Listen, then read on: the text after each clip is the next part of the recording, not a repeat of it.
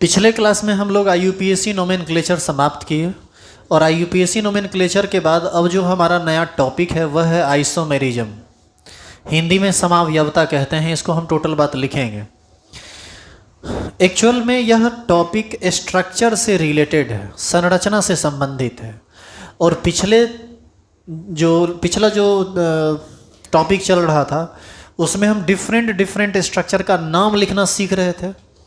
अब different structure की पहचान करना सीखेंगे इस चैप्टर के अंदर, इस टॉपिक के अंतर्गत।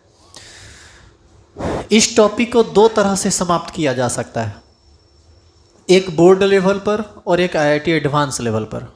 बोर्ड लेवल पर 10 दिन समाप्त करने में लगेगा, 10 से 12 दिन, यानी 10 से 12 लेक्चर। और यदि इसी को IIT एडवांस लेवल पर लेके जाएं तो 2.5 से 3 महीने का समय लगेगा। उतना तुम्हारे पास समय है भी नहीं और अभी तुम उस चीज़ के लिए यहाँ आए भी नहीं हो। तो हम लोग बोर्ड एग्ज़ाम के लिए पहले काम कर लें, फिर देखेंगे कि कुछ लेवल का बात हो सके तो आज का जो हमारा टॉपिक है वह है समावयवता। चलो हेडिंग डालो तो।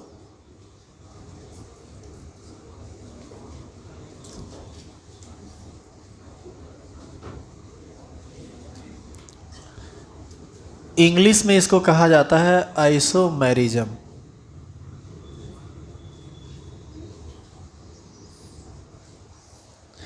ये टॉपिक का नाम है। सबसे पहले हम इस टॉपिक को ही डिफाइन कर लें। हेडिंग डालिए और लिखना शुरू कीजिए।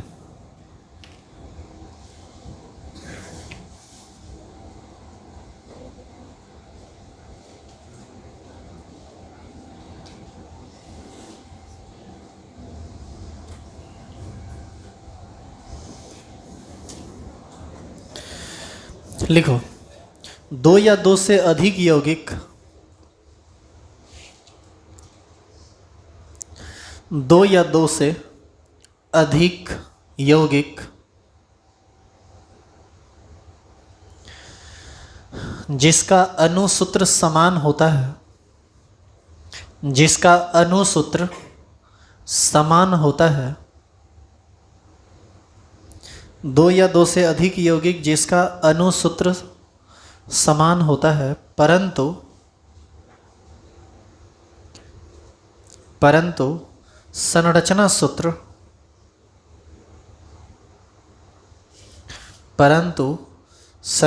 सूत्र अलग अलग होता है, परंतु संरचना सूत्र अलग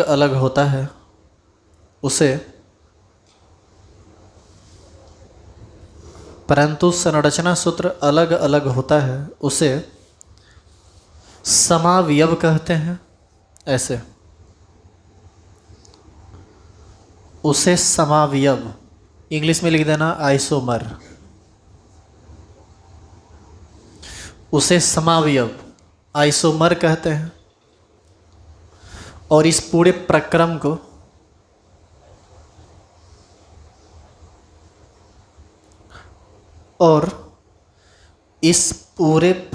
को समावयवता कहा जाता है। और इस पूरे प्रक्रम को समावयवता कहा जाता है।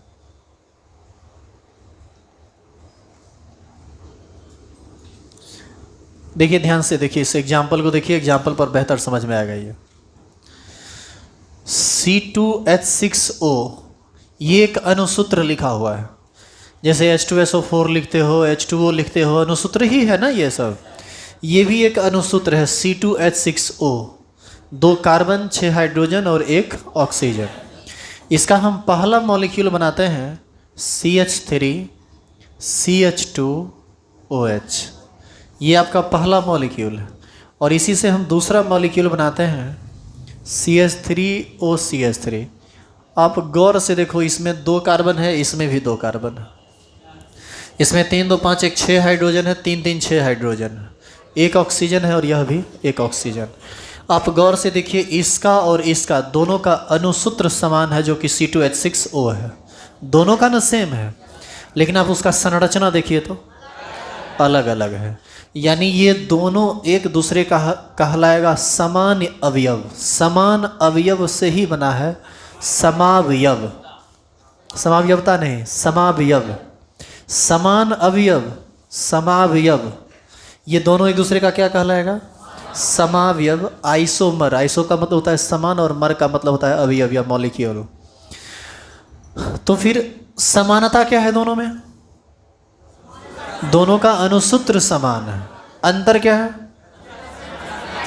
दोनों का संरचना सूत्र अलग अलग है, यानी संरचना अलग अलग है।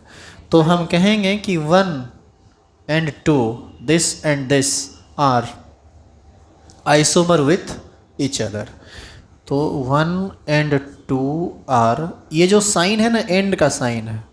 ऐसे तो तू सब पारंगत होगा, चैट करता है उसमें, तो तुमको पता होगा ये सब। एंड का साइन है, and. 1 and 2 are isomer with each other. सुनो अब ध्यान से। तो ये कहलाया एक दूसरे का समावयव। और इस समावयव को जिस टॉपिक के अंतर्गत पढ़ते हैं, या पूरा का पूरा प्रक्रम जो कहलाएगा, उसी को हम लोग क्या बोलते हैं? समावयवता। पूरा का पूरा जहाँ पर हम मॉलिक्यूलर समान और स्ट्रक्चर अलग अलग बात करेंगे, वो सारा का सारा किस टॉपिक के अंतर्गत आता है? समावयवता के अंतर्गत। छापिए।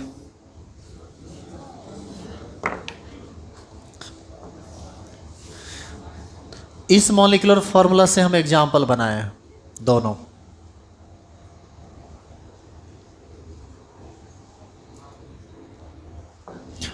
इसमें कौन सा फंक्शनल ग्रुप है? अल्कोहल। और इसमें ईथर। ईथर। हड्डी तोड़ देंगे। अभी 12th में चली गई, 2 बार पढ़ के तब कौन सी बोली थी रे? कीटोन। कीटोन है, डाइवेलेंट फंक्शनल ग्रुप है, डाई छरी लगेगा। समझ रही है ना?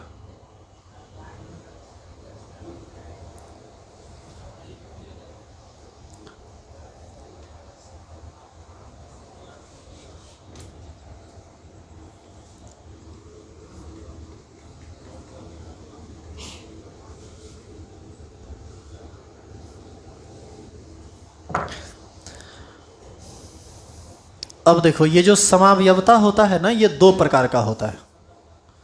एक होता है संरचनात्मक समावयवता और एक होता है त्रिविम समावयवता।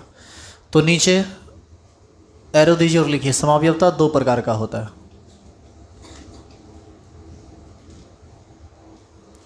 समावयवता 2 प्रकार का होता है।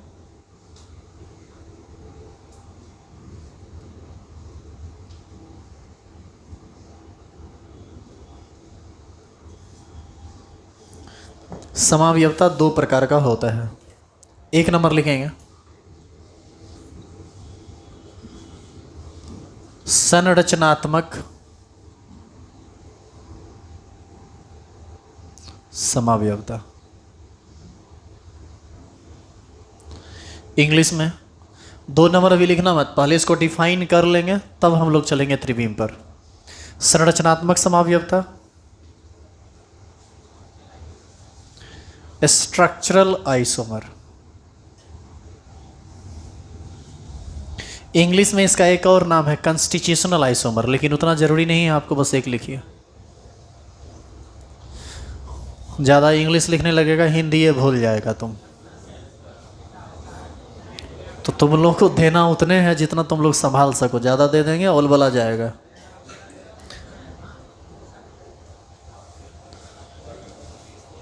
लिख लिया क्या? आगे बढ़ें। संरचनात्मक समावयवता या स्ट्रक्चरल आइसोमर लिखेंगे एरो देके।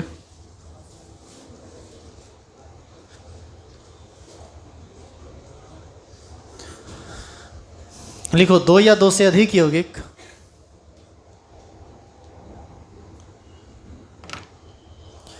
दो या 2 से अधिक यौगिक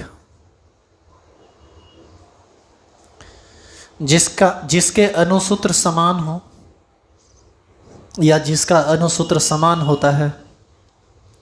2 या 2 से अधिक यौगिक जिसका अणुसूत्र समान होता है, परंतु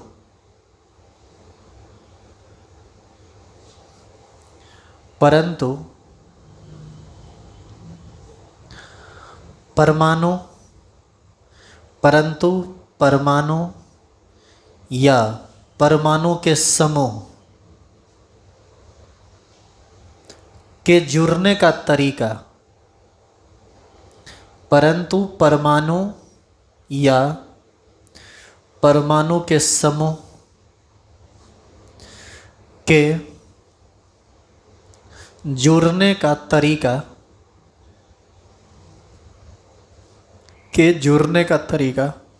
अलग अलग होता है। के जुड़ने का तरीका अलग अलग होता है।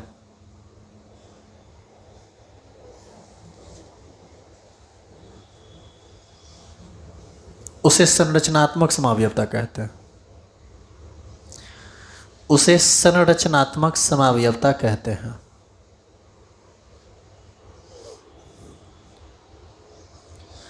उसे संरचनात्मक समावयवता कहते हैं।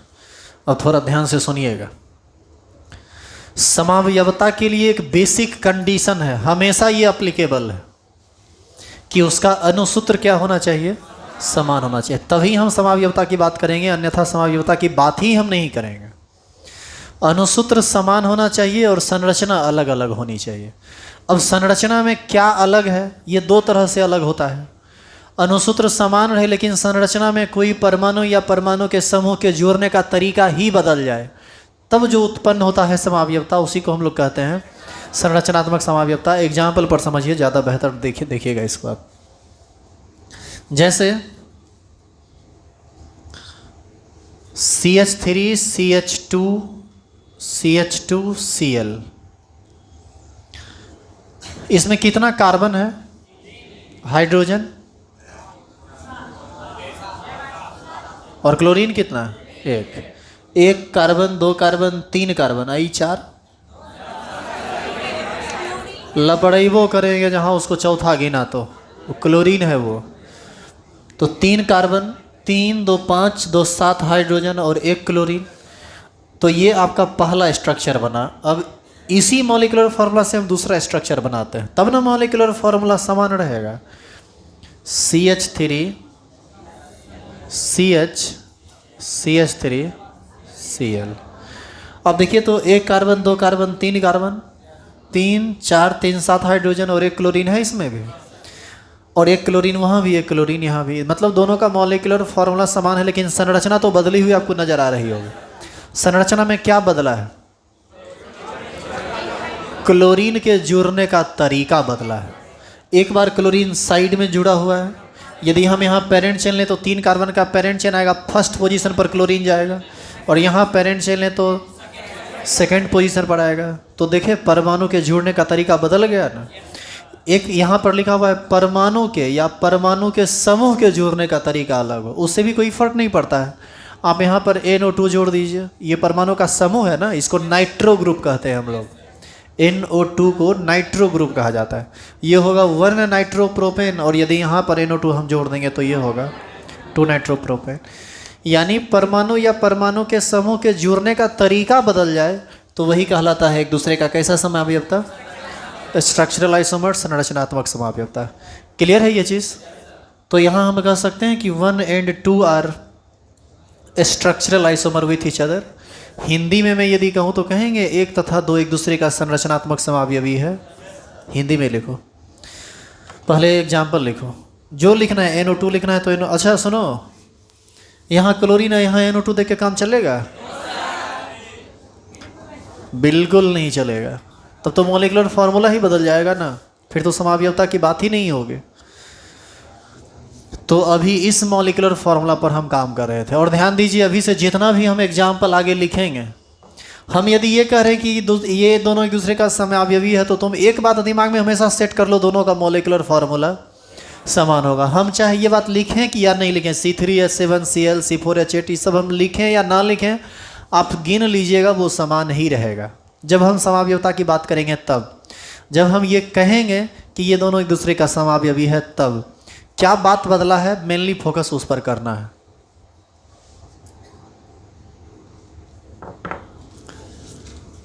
लिखो 1 तथा 2, 1 and 2 आर मतलब एक तथा दो एक दूसरे का संरचनात्मक समावयवी है या समावयवता है।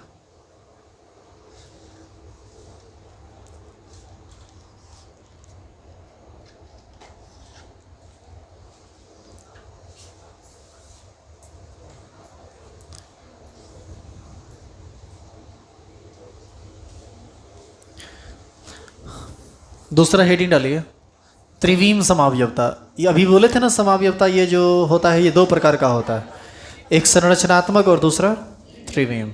तो लिखिए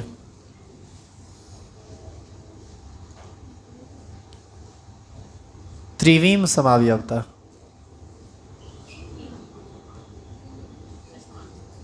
स्टेरियो आइसोमेरिज्म, इंग्लिश में इसको स्पेस आइसोमेरिज्म भी कहा जाता है। स्टेरियो आइसोमेरिज्म और स्पेस आइसोमेरिज्म।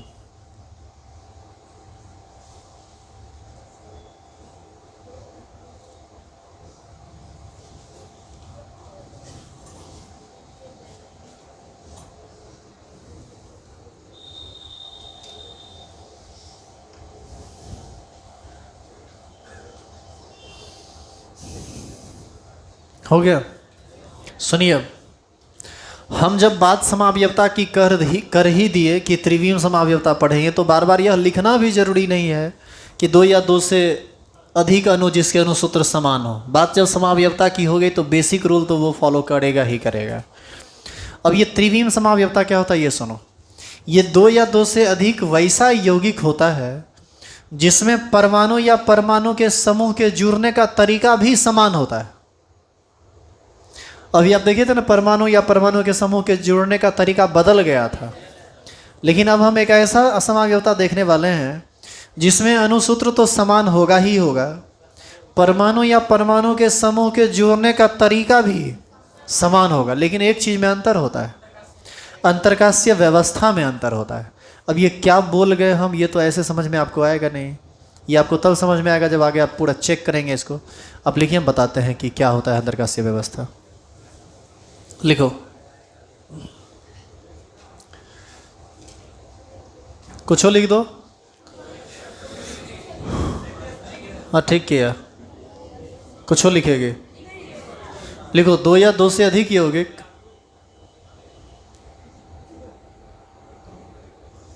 दो या दो से अधिक यौगिक दो या दो से अधिक यौगिक जिसमें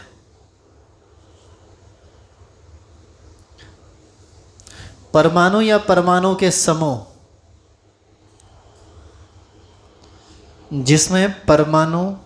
या परमाणु के समूह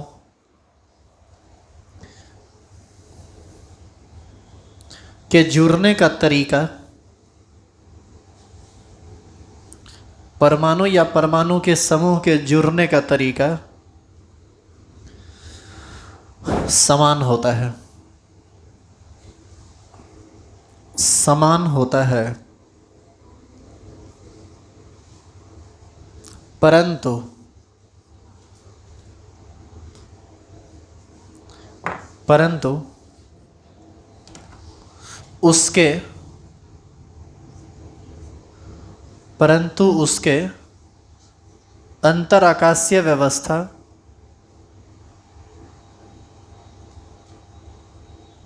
परंतु उसके अंतरआकाशीय व्यवस्था यहाँ बोर्ड पर से देख के लिखिए, परंतु उसके अंतरआकाशीय व्यवस्था में भिन्नता होती है, परंतु उसके अंतरआकाशीय व्यवस्था में भिन्नता होती है। त्रिवीम समावयवता कहलाता है। त्रिवीम समावयवता कहलाता है। तुम दोनों पीछे में बहुत देर से बतिया रहा है, 3 बार हम इग्नोर कर चुके हैं, 4था बार नहीं करेंगे। फैन वहाँ से ऑन कर दो तो जी, F3 F2 सब ऑन कर दो।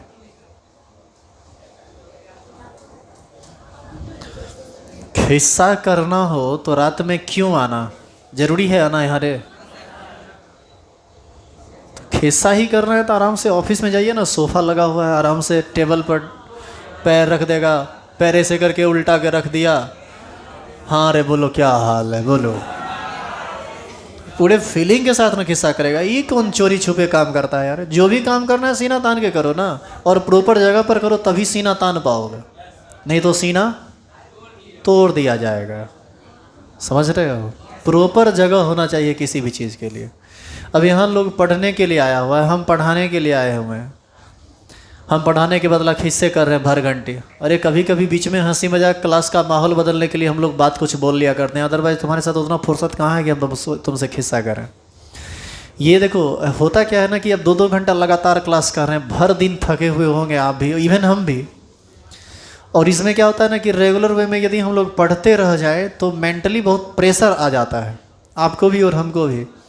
तो क्या होता है ना कि कुछ कुछ ऐसा बात हम लोग कर लेते हैं, हंस बोल लिए, मिजाज एकदम फिर से फ्रेश हो गया और दोबारा काम करने लगता है।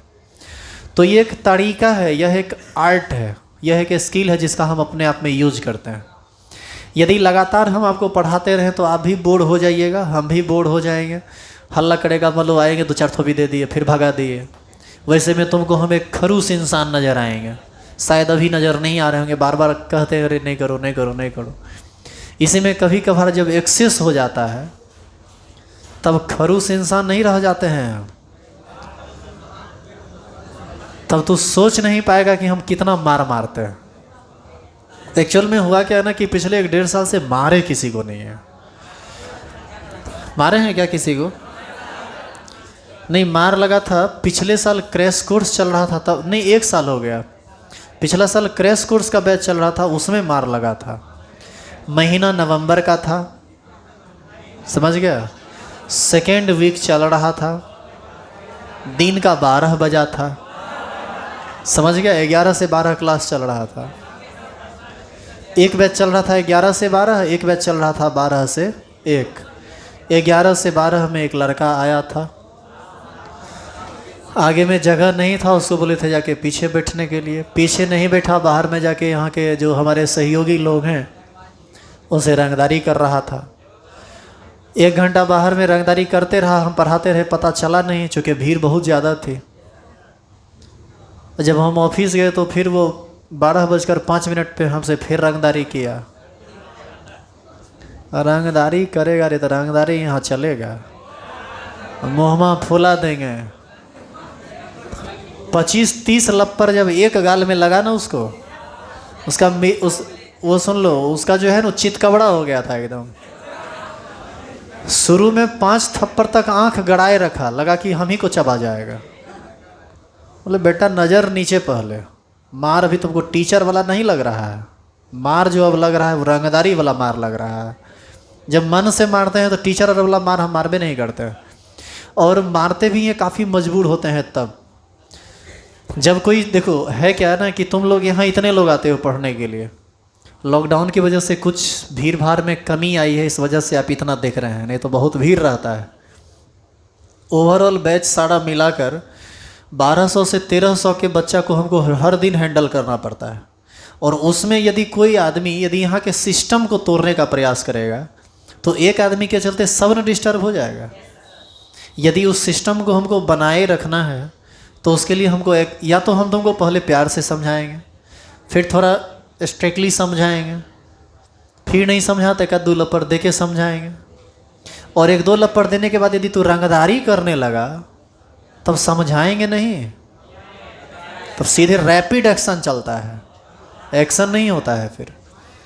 तो वो वाला मार एक आध दिन लगते हुए देख लोगे ना तो भूल जाओगे यहाँ हल्ला गुल्ला करना। इसीलिए कोशिश कीजिए कि वो सब रूप ना देखिए मेरा, हमारे कई रूप हैं, 2-4 को देखे हैं, वो सब रूप आप देखना भी मत। ऊपर वाले को बस यही कहो कि ऐसा रूप देखने के लिए ना मिले, ऐसा सिचुएशन उत्पन्न ना हो, क्योंकि ऐसा सिचुएशन उत्पन्न होता है तो हम अपने आप की भी नहीं सुनते हैं फिर, क्योंकि हम अपने कंट्रोल में रहते ही नहीं हैं। इसीलिए हर चीज़ होगा, पढ़ाई होगा, हंसी मजाक होगा, एक माहौल हमेशा बना रहेगा, लेकिन आप चाहिएगा कि माथा पर चढ़ के नाचना स्टार्ट कर दें, मेरा मूड ये टूट जाएगा, रे टूट जाएगा, उससे पहले तोड़ न देंगे।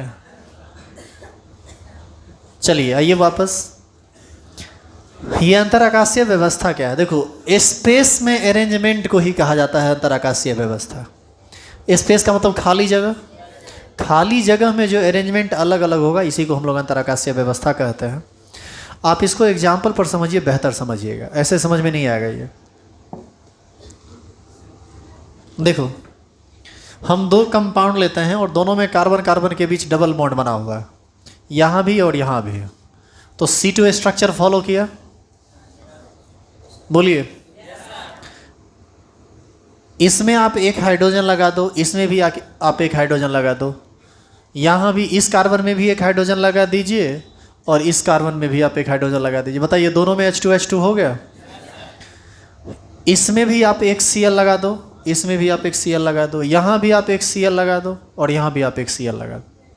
तुम गौर करो, कार्बन कार्बन के बीच डबल बॉन्ड, कार्बन कार्बन के बीच डबल बॉन्ड, इस कार्बन के साथ एक हाइड्रोजन एक क्लोरीन, इस कार्बन के साथ एक हाइड्रोजन एक क्लोरीन, इस कार्बन के साथ एक हाइड्रोजन एक क्लोरीन, इस कार्बन के साथ एक हाइड्रोजन एक क्लोरीन। क्या परमाणु या परमाणु के समूह के जुड़ने का तरीका समान नहीं है क्या? तो अंतर क्या है? अंतराकाशीय व्यवस्था में अंतर है, उसका स्पेशल अरेंजमेंट, स्पेस में जो अरेंजमेंट हुआ है उसमें परिवर्तन आ गया है। और परिवर्तन क्या आया है, इस बात को थोड़ा देखें तो सेम एटम यहाँ सेम साइड है और यहाँ पर सेम एटम अपोजिट साइड है। देखिए, Cl एक दूसरे के विपरीत है ना, जबकि यहाँ पर ये सेम साइड। अब आप कहेंगे कि सर सेम साइड रहे या विपरीत साइड रहे क्या फ़र्क पड़ता है? फ़र्क पड़ता है, बहुत ज़्यादा फर्क पड़ता है। कैसे फ़र्क पड़ता है, आप इसको समझना चाहते हैं तो ऐसे समझिए।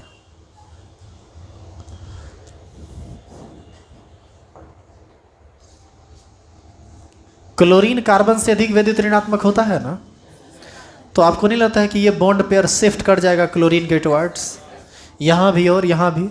बोलिए हाँ या ना। तो ये शिफ्ट कर गया इसके तरफ और ये शिफ्ट कर गया इसके तरफ। इस चीज़ को केमिकल बॉन्डिंग में डाइपोल मोमेंट के टॉपिक में पढ़ा जाता है। जो केमिकल बॉन्डिंग 11th में जो लोग पढ़ रहे हैं वो आगे पढ़ेंगे आप लोग। बाकी ऐसे भी चुंबकीय आघूर्ण कहते हैं इसको, या सॉरी द्विध्रुव आघूर्ण कहते हैं, वो तो मैग्नेटिक मोमेंट हो गया। तो ये इलेक्ट्रॉन इसके तरफ शिफ्ट कर रहा है, ये इलेक्ट्रॉन इसके तरफ शिफ्ट कर रहा है, और यहाँ पर आपको नहीं लगता है कि ये इलेक्ट्रॉन इसके तरफ शिफ्ट करेगा और यह इलेक्ट्रॉन इसके तरफ शिफ्ट करेगा? बोलिए हाँ या ना। देखिए, द्विध्रुव आघूर्ण यानी ये डाइपोल मोमेंट एक वेक्टर क्वांटिटी होता है, एक प्रकार का फोर्स होता है, और फोर्स वेक्टर क्वांटिटी होता है। यदि ये फोर्स इधर लग रहा है, ये फोर्स इधर लग रहा है, और फिजिक्स आप पढ़े होंगे वेक्टर, तो आपका ये बताइए तो ये रिजल्टेंट किधर भागेगा? नीचे की तरफ। और यहाँ पर कहीं नहीं भागेगा। 180 पर सेम मैग्नीट्यूड का फोर्स काम करेगा तो रिजल्टेंट 0 हो जाएगा। इसको निकालने के लिए आपको फॉर्मूला वगैरह बताया जाता है, लेकिन यहाँ तो डायरेक्ट आप इस बात को समझ सकते हैं कि 180 पर काम कर रहा है, ये इधर खींच रहा है, ये इधर खींच रहा है, तो यहाँ पर मैग्नेटिक मोमेंट 0 हो डाइपोल मोमेंट 0 हो जाएगा। तो ऐसी स्थिति में यह एक बैलेंस मॉलिक्यूल है और यह एक अनबैलेंस मॉलिक्यूल है। इसकी रिएक्टिविटी ज़्यादा होगी और इसकी रिएक्टिविटी कम होगी। Same molecular formula, same connectivity of atom और ग्रुप ऑफ एटम्स होने के बावजूद भी इसके और इसके प्रॉपर्टी में अंतर बस इसलिए आ जाता है क्योंकि स्पेस में एटम का जो अरेंजमेंट है वह बदला हुआ है, और इस वजह से ये दोनों एक जैसा मॉलिक्यूल नहीं माना जाएगा। इसको हम कहेंगे नंबर 1 और इसको हम कहेंगे नंबर 2, और ये दोनों एक दूसरे का समावयवी कहलाएगा। कैसा समावयवी? त्रिविम, स्टेरियो आइसोमर। तो लिखेंगे 1 and 2 are stereo isomer with each other.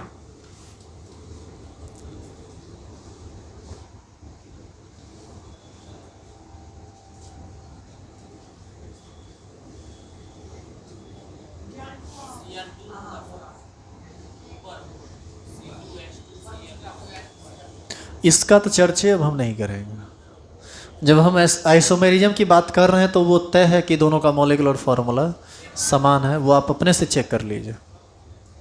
हम वो बार बार लिखेंगे नहीं। शुरुआत था तो हम लिख रहे थे, अब हम लिखेंगे नहीं बार बार इसको। हम जैसे ही बोलें कि 1 2 3 आर आइसोमर, चाहे कोनो आइसोमर हो, चाहे वो स्ट्रक्चरल हो या स्टेरियो हो, तो वहाँ पर एक बात अपने आप में अंडरस्टूड है कि मॉलिक्यूलर फॉर्मूला समान है। तो अभी हम पढ़ रहे थे संरचनात्मक समावयवता के बारे में और फिर पढ़े हैं त्रिविम समावयवता के बारे में। ये दोनों आप समझ चुके हैं। अब ये टॉपिक बढ़ेगा आगे। ये जो संरचनात्मक समावयवता होती है इसका फर्दर क्लासिफिकेशन होता है। संरचनात्मक समावयवता कुल 6 प्रकार का होता है और ये जो त्रिविम समावयवता है ना, ये 2 प्रकार का होता है। पहले हम लोग संरचनात्मक समावयवता को ख़त्म करेंगे और बाद में ख़त्म होगा त्रिविम समावयवता।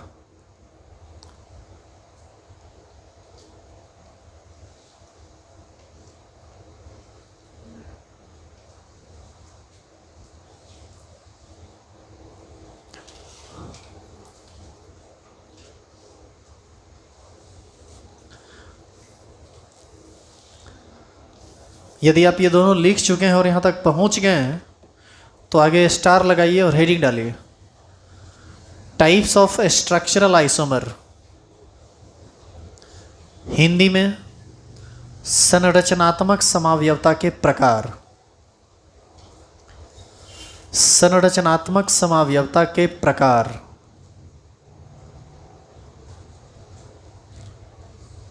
संरचनात्मक समावयवता के प्रकार।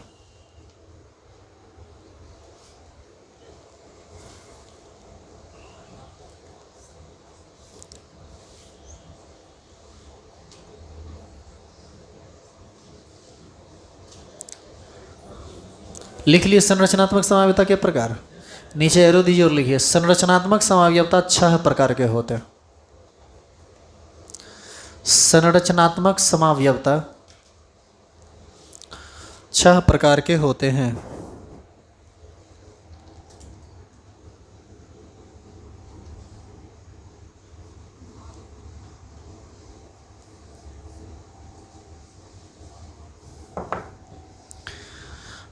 लिखेगा पहला श्रृंखलन समावयवता,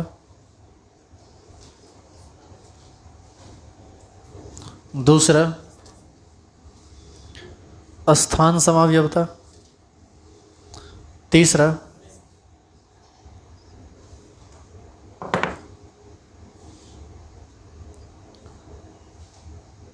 वलय श्रृंखलन समावयवता,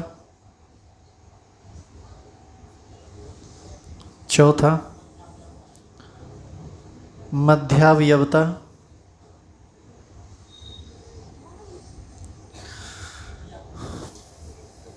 क्रियात्मक समावयवता और लास्ट है 6 नंबर चलावयवता। ये नाम थोड़ा अटपटा जरूर है, पढ़ेंगे तो आपको सब समझ में आ जाएगा। नाम के हिसाब, काम के हिसाब से ही इसका नाम पड़ा हुआ है। जहाँ पर डॉट डाला गया है वहीं पर आप समावयवता लिखेंगे, जहाँ डॉट नहीं डाला गया है वहाँ पर समावयवता नहीं लिखेंगे। जैसे ऐसा मत लिख देना चलावयवता समावयवता, मध्यावयवता समावयवता, ये नहीं लिख देना। जितना लिखा हुआ है बस उतना लिखना है। जहाँ डॉट डाला गया वहाँ समावयवता लिखिए, जहाँ डॉट नहीं डाला गया मत लिखिए।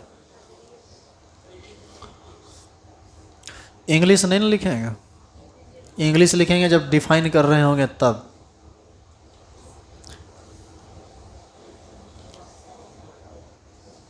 इसको बोलते हैं चेन आइसोमर, इसको बोलते हैं पोजीशन आइसोमर, इसको बोलते हैं रिंग चेन आइसोमर, इसको बोलते हैं मेटामर, ये है फंक्शनल आइसोमर और ये है टोटोमर। तो जब लिखेंगे तब वहाँ पर इंग्लिश लिख दें क्या अभी? चलो हेडिंग डालो 1 नंबर चेन आइसोमर, श्रृंखलन समावयवता।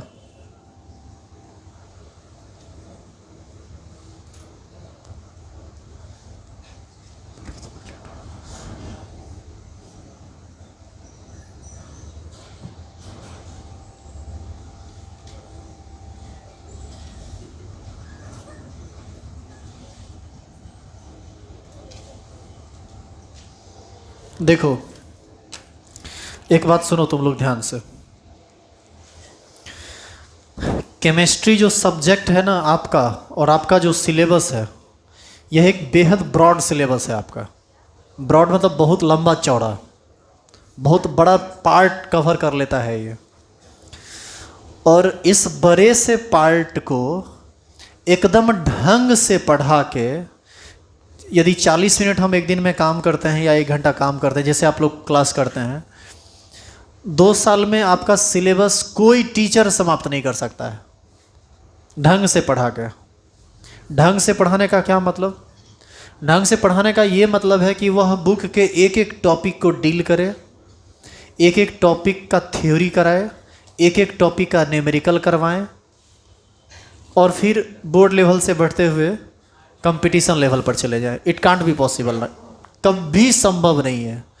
उसके लिए कम से कम चाहिए 4 साल, और यदि 2 साल में ख़त्म करना चाहते हैं तो नहीं। हाँ, 2 बात है, या तो आप उसको बोर्ड लेवल पर पढ़िए या फिर एक दिन में 2 घंटा पढ़िए। तीसरी बात भी है, फी 20,000। हाँ तो क्या, तो तुम एक दिन में 2 घंटा का समय नहीं दोगे, पेमेंट जैसे ही दोगुना किया जाएगा, बाप रे इतना फी हो गया, मम्मी और को जाके बोलेगा, पता चलेगा एक आध को हार्ट का कुछ प्रॉब्लम है, पता चला स्ट्रोक आ गया वहाँ।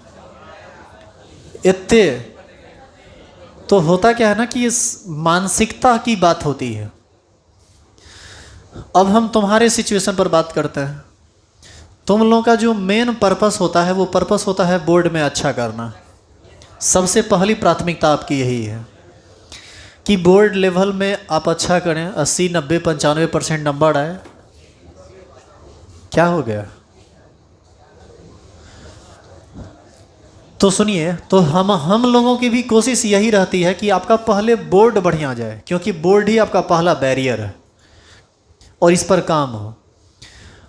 तो क्या करना पड़ता है ना कि एक टीचर को आपके इतने बड़े सिलेबस को इस तरह से कवर करना पड़ता है कि बातें लगभग ख़त्म भी हो जाए, सब चीज़ आप लोग सीख भी जाएं, और बोर्ड में अच्छा नंबर भी आ जाए, और पूरा सिलेबस भी ख़त्म हो जाए। तो वैसे में क्या होता है ना कि बहुत सारे कंसेप्चुअल टॉपिक को छोड़ना पड़ता है, लीव करना पड़ता है, क्योंकि यदि हम पकड़ लेंगे उसको तो तुम्हारा सिलेबस ख़त्म नहीं होगा। हो सकता है बोर्डे में क्रॉस लग जाए, आईआईटी निकाल के क्या फ़ायदा। मतलब हम एक बात बोल रहे हैं, अब जैसे हम बताते हैं आपको हम क्या कहना क्या चाह रहे हैं। ये जो आइसोमेरिज्म चैप्टर है ना, यदि हम इसको मैं कह रहा हूँ, यदि हम इसको पढ़ाने लगे ना तो 3 महीना लगेगा इसको ख़त्म करने में, इस एक टॉपिक को ख़त्म करने में। नहीं, पूरा आईआईटी एडवांस लेवल पर तो पढ़ाएंगे तो आइसोमेरिज्म ही ना जी। और खूब पूछता है आईआईटी में यहाँ से क्वेश्चन, बड़ा पसंदीदा टॉपिक है ये। तो 3 महीना पढ़ लिया तुम आइसोमेरिज्म, और उसके बाद बाकी छोड़ दिया, बाकी पूरा का पूरा फिजिकल गायब हो गया। अरे 3 महीना तुम्हारे पास अब समय ही है। नवंबर, दिसंबर, जनवरी, फरवरी से तो जो लोग 12th में हैं उनका एग्ज़ाम है, और जो लोग 11th में उनका तो 12th हर हाल में शुरू करना पड़ेगा। काहे कि यदि आप अभी 11th का पूरा ख़त्म करने लगेंगे तो फिर 12th में रुकेगा। 11th में बोर्ड है नहीं, 11th में तो किसी तरह पास हो ही जाइएगा। किसी तरह क्या होले है, जाके कॉपी देगा, अपना नाम लिख देना फलना कुमार, रोल नंबर लिख देना चिलना, कह देना हम आ गए हैं एग्ज़ाम में, कॉपी जमा कर देना। उसका मजाल नहीं तुम लोग को फेल करेगा, चूँकि यही व्यवस्था है, अंधा व्यवस्था है, यहाँ पर कोई टेंशन नहीं है। लेकिन अब आगे की बका बात सुनिए। लेकिन जब आप 12th में जाइएगा तो आप उस 11th में आ गए हैं, पास कर गए हो तो ठीक है, लेकिन 11th में यदि पढ़े नहीं है तो 12th में पास नहीं करेंगे, आप फेल कर जाइएगा। क्योंकि 11th का सारा बेसिक ही 12th में यूज में आता है, इसी को थोड़ा बढ़ा चढ़ा के वहाँ पर पढ़ाया जाता है। तो इसीलिए 11th पढ़ना ज़रूरी है। बहुत लोगों के दिमाग में रहता है first year is rest year, एकदम आंगड़ाई लेते हुए सोएगा अच्छा जाएंगे 12th में। तो ये सब जो अंगड़ाई लेकर काम करोगे ना तो बहुत बुरी तरह फेरा में पड़ जाओगे।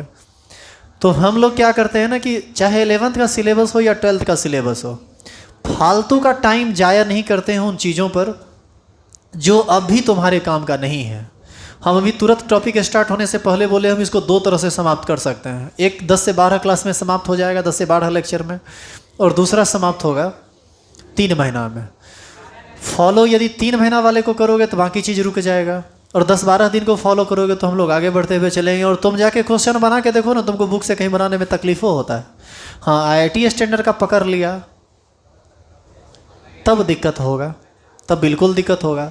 क्या चाहता है 4,000-5,000 में पूरा का पूरा पढ़ा देगा, 1.5 लाख 2.25 लाख वाला चीज़ रे, ये पॉसिबल नहीं है।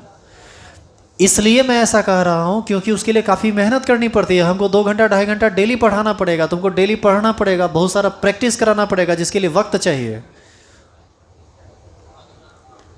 हम करा सकते हैं लेकिन आप नहीं कर सकते हैं, इसलिए क्योंकि आप टाइम नहीं दीजिएगा। 2 घंटा पढ़ाने लगते हैं, शरीर में पूरा का पूरा दर्द करने लगता है तुमको, और खाली केमिस्ट्री से तो नहीं काम चलेगा, बाकी सब्जेक्ट भी तो है। तो इसीलिए अभी जो आप काम कर रहे हैं उसको अपने लेवल पर कर लीजिए। हम देखते हैं एक्चुअल में आइसोमेरिज्म में कुछ लोगों को हम देखते हैं, बेगूसराय की मैं बात कर रहा हूँ, कुछ लोग ऐसे हैं, हम शिकायत के लहजे में नहीं कह रहे हैं, हम शिकायत नहीं कर रहे हैं, हम ये कह रहे हैं कि उनका तरीका गलत है। मैं ये नहीं कह रहा हूँ कि उन्हें केमिस्ट्री आती नहीं है, मैं ऐसा कभी नहीं कह सकता। हम ये कह रहे हैं कि तरीका गलत है। तरीका क्या गलत है सो सुन लो। आइसोमेरिज्म को वो पढ़ाते हैं 3 महीना, आइसोमेरिज्म को 3 महीना पढ़ाएंगे, पूरा का पूरा फिजिकल पढ़ाते ही नहीं, कभी नहीं, आज तक नहीं पढ़ाए तो आज क्या पढ़ाएंगे, छूते ही नहीं है। वो बुक से देकर, असाइनमेंट से देकर कुछ कुछ बता देंगे, उससे ज़्यादा वो कुछ नहीं करते हैं। आइसोमेरिज्म पढ़ाएंगे 3 महीना, 3 महीना आइसोमेरिज्म पढ़ाए, पता चला कि IIT एडवांस लेवल का तुम क्वेश्चन करने लगा, तो क्या सिर्फ आइसोमेरिज्म में पूरा एडवांस लेवल का क्वेश्चन करने से एडवांस लेवल निकल जाएगा? अब हम कहते हैं कि क्या ज़रूरी है उतना वक्त देना वहाँ पर, जबकि हमसे 2-3 क्वेश्चन IIT में बनेगा। बाकी टॉपिक पर ध्यान दीजिए। फिजिकल में यदि नॉर्मल बोर्ड स्टैंडर्ड का भी पढ़ाई होगा ना, 30 क्वेश्चन में 20 क्वेश्चन तो बनाओगे, बचेगा 10 गो न रे। 10 गो एडवांस लेवल पर यदि नहीं है बना तो क्या टेंशन है? और उसके लिए जिम्मेदार कौन है? उसके लिए जिम्मेदार उस तरह का समय है, हम है रे, मारेंगे थोपियाइए देंगे चट्टा कहे। उसके लिए फिर तुमको समय देना पड़ेगा ना, ऐसे कैसे होगा? पूरा प्रैक्टिस करना पड़ेगा, समय देना पड़ेगा, रुपया पेमेंट करना पड़ेगा, वो भी 100 समय, तब काम होगा। तो ऐसे थोड़ी ना काम चलता है। तो इसीलिए हम लोग क्या करते हैं, सिलेबस को उस तरह से पूरा मैनेज किए हुए हैं कि आपको टेंशन ना हो कहीं भी, और आप पूरा पढ़ के जाइए, कॉपी पलट के देखिए, किताब पलट के देखिए, आपको पढ़ने में कोई दिक्कत नहीं होगा। NCERT पढ़ के देखिए, आपको कहीं दिक्कत नहीं होगा। अब कोई हार्ड पब्लिकेशन फॉरेन राइटर का उठा लोगे तब, अरे पलटना भी गुनाह है, पलट भी नहीं सकते हो। पलट सकते हैं,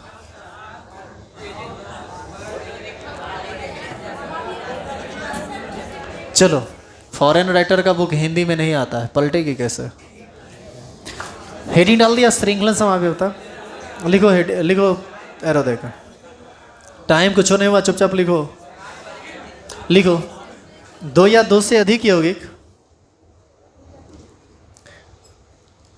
बस 5 से 7 मिनट। 2 या 2 से अधिक यौगिक जिसके जनक श्रृंखला में, जनक श्रृंखला याद है? इंग्लिश में इसी को पेरेंट चेन कहते हैं, शॉर्टकट में इसी को PC कहा जाता है। 2 या 2 से अधिक यौगिक जिसके जनक श्रृंखला में कार्बन की संख्या में भिन्नता होती है।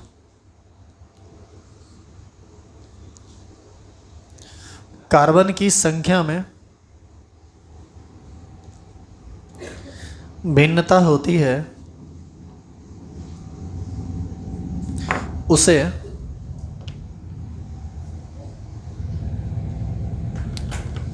श्रृंखलन समावयवता कहते हैं।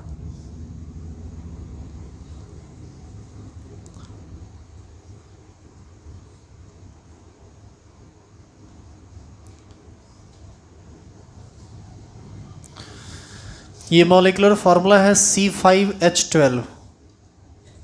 इससे पहला कंपाउंड ये बना, दूसरा कंपाउंड फटाफट उतारिए, CH3 CH2 CH CH3 CH3। दूसरा कंपाउंड ये बना और तीसरा कंपाउंड आपके सामने है ये CH3 CCH3 CH3 CH3। आप जब यहाँ पर पेरेंट चेन लेंगे तो यहाँ टोटल 5 कार्बन का पेरेंट चेन मिलेगा। इसमें 5 कार्बन का पेरेंट चेन, इसमें 4 कार्बन का और इसमें 3 कार्बन, जबकि सब का मॉलिक्यूलर फार्मूला है C5H12। तो बताइए ये तीनों यौगिक ऐसा है जिसका अणुसूत्र समान है परंतु संरचना सूत्र अलग अलग है। और संरचना सूत्र में क्या अंतर है? उसके जनक श्रृंखला में कार्बन परमाणु की संख्या में। तो जनक श्रृंखला में यदि कार्बन परमाणु की संख्या में भिन्नता आए तो ये श्रृंखलन समावयवता के अंतर्गत आता है। तो हम कह सकते हैं 1, 2 and 3 are chain isomer with each other. उतारिए 1, 2 and 3 are chain isomer। 1, 2 तथा 3 श्रृंखलन समावयवी हैं। दूसरा हेडिंग चुचिए आएगा नहीं, अभी 2 मिनट खत्म हुआ है, 5 मिनट बचा हुआ है। अगला क्या है जी? अस्थान समावयवता।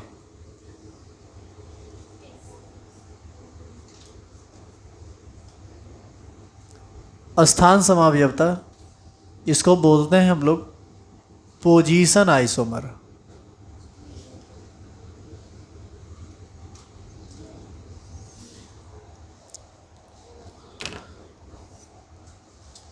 अस्थान समावयवता पोजीशन आइसोमर।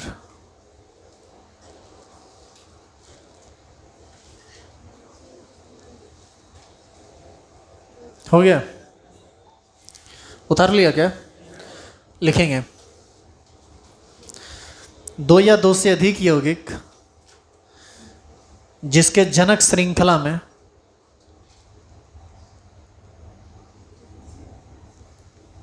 दो या दो से अधिक यौगिक जिसके जनक श्रृंखला में 2 या 2 से अधिक यौगिक जिसके जनक श्रृंखला में कार्बन परमाणु की संख्या समान होती है। अभी क्या देखा था? भिन्न होती है। इसमें क्या देख रहे हैं? समान होती है। 2 या 2 से अधिक यौगिक जिसके जनक श्रृंखला में कार्बन परमाणु की संख्या समान होती है परंतु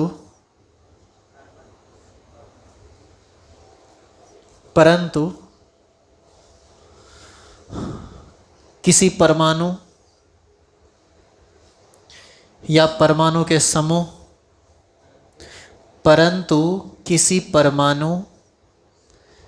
या परमाणु के समूह या कार्बन कार्बन डबल बॉन्ड या कार्बन कार्बन ट्रिपल बॉन्ड। यहाँ बोर्ड पर देख के कार्बन कार्बन डबल बॉन्ड या कार्बन कार्बन ट्रिपल बॉन्ड के स्थान में भिन्नता होती है। के स्थान में भिन्नता होती है। के स्थान में भिन्नता होती है उसे अस्थान समावयवता कहते हैं। बस इसका एग्जाम्पल लिखेंगे, बात खत्म।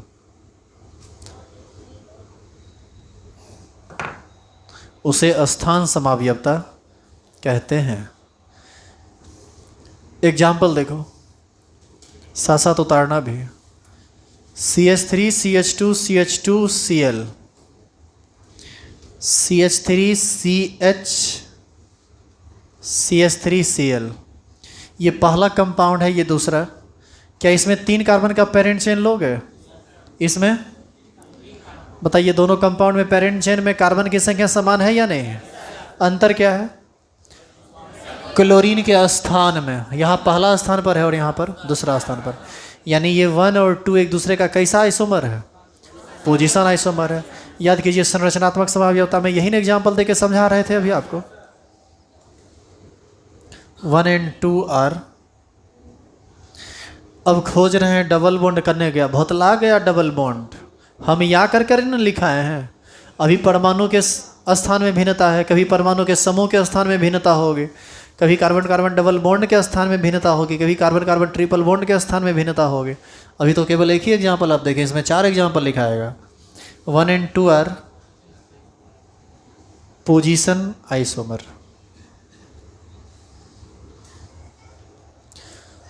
छाप लिया?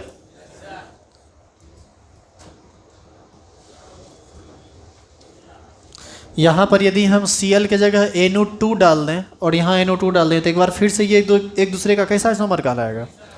Position isomer. वो था परमाणु के स्थान में भिन्नता, यह है परमाणु के समूह के स्थान में भिन्नता।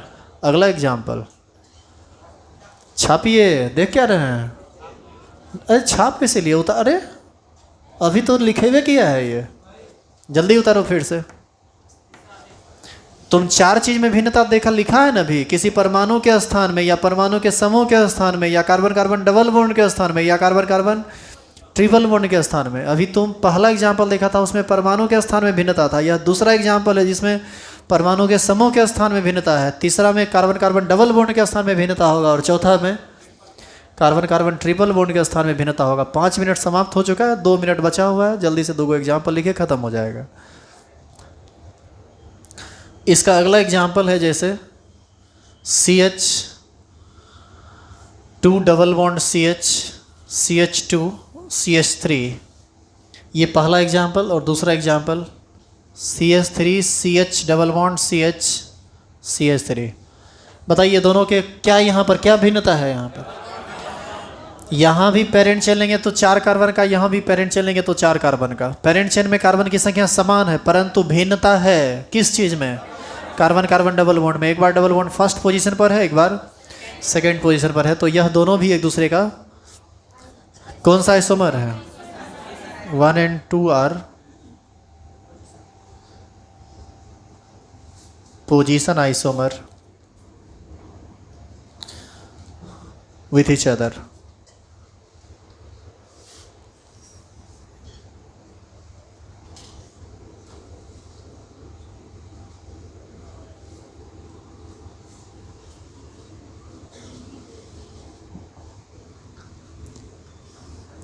CH triple bond CH3 CH3 C triple bond CH3। बताइए इसमें क्या अंतर है? इसमें ट्रिपल बॉन्ड के पोजीशन में भिन्नता है। यहाँ भी पेरेंट चेन लेंगे 4 कार्बन का, यहाँ भी लेंगे 4 कार्बन का। और क्या जरूरी है कि पेरेंट चेन में हमेशा 4 को कार्बन रहेगा? वो तो बदल भी सकती है ना बात। ये तो सिंपल एग्जांपल दे रहे हैं, आगे हो सकता है कि टफ बात आए, हो सकता है 10-10 कार्बन का पेरेंट चेन आए जिसमें कभी दूसरा पोजीशन पर, कभी तीसरा पोजीशन पर, कभी चौथा पोजीशन पर, ऐसा कुछ रहे। कहाँ 3 बॉन्ड बनाया है? नहीं, खड़ा होके बताओ पहले। खड़ा हो तो क्या बोल रहे? बोलो। यहाँ पर 3 को बॉन्ड बना, यहाँ पर वो बोल रहे थे, हमको लगा कुछ पोजीशन में अंतर तुमको नज़र आ रहा है। CH2 होगा वहाँ पर।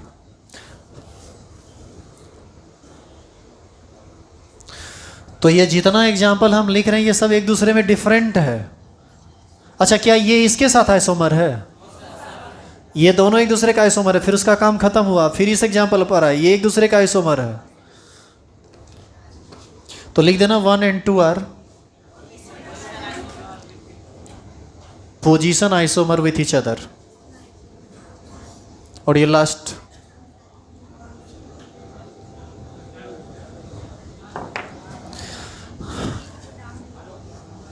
हाइड्रोजन देना जरूरी है हमेशा? ऐसे भी समझ लोगे? बताओ ये एक दूसरे का कैसा आइसोमर है?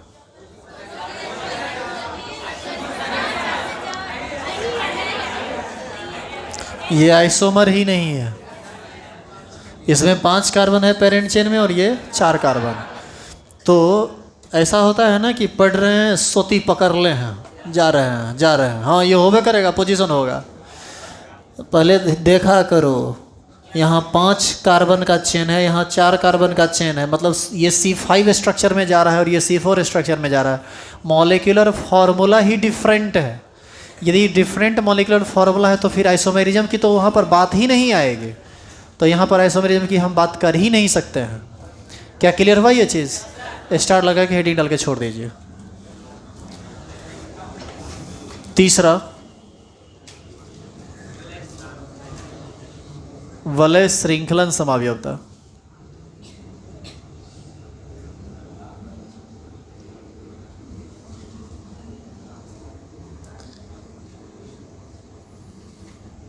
Ring chain isomer. कल भर आपका क्लास सेपरेट चलेगा, परसों से फिर कंबाइंड 5 से 7। चूंकि इसमें भाषा का यूज आ रहा है तो यहाँ पर तो लिखाना पड़ेगा हिंदी इंग्लिश में। आइए कल। Tell me pretty lies, look me in the face, tell me that you love me, even if it's fake.